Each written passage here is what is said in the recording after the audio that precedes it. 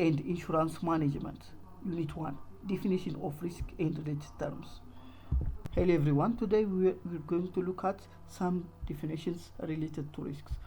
So, what is a risk? A risk is something that shows there is a possibility of bad or adverse outcome.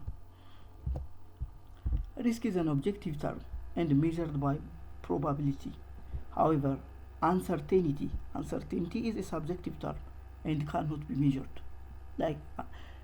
So, loss is losing what we have or not getting what we can get. This is the definition of loss. So a risk, you can say a risk is higher when it approaches to 0.5 rather than 1 and 0, because when it approaches it's 1, when it's 1 we are certain about it will occur, and when it's 0 we are certain about it will not occur. However, when it approaches to 0.5 we can say there is a higher risk.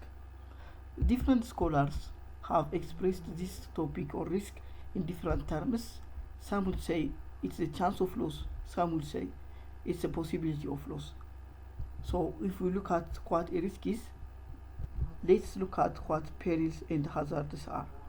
Peril is a primary cause of the loss. For example, if I encounter a car accident, the car accident is a peril, which is a primary cause of the loss. Hazard is something that makes the damage hurts more. For example, the type of the car can increase the magnitude of the loss. If it's a big car, I might die. If it's not, I might survive, or something like that. So, hazard includes physical hazard, moral hazard, and moral hazard. Physical hazard is a kind of something that we mentioned earlier. For example, the size of the car. Physically, when that car is very big, it can create more damage. Moral hazard is something that makes the damage hurts more due to the intentional bad behavior of the person. For example, in that car, if the person has an intention to kill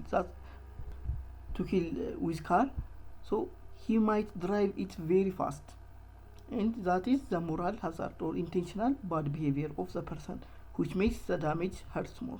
The other one is a moral hazard. A moral hazard is a hazard that makes the damage hurts more due to the carelessness behavior of the person. For example, if the driver drinks a lot before driving, that makes the accident hurts more. For example, in one car accident, if the driver if the driver hasn't wear a seat belt perfectly, when the accident happens, it might damage more when compared with a driver who have properly used his seat belt. So that is a moral hazard due to the carelessness behavior of a person, because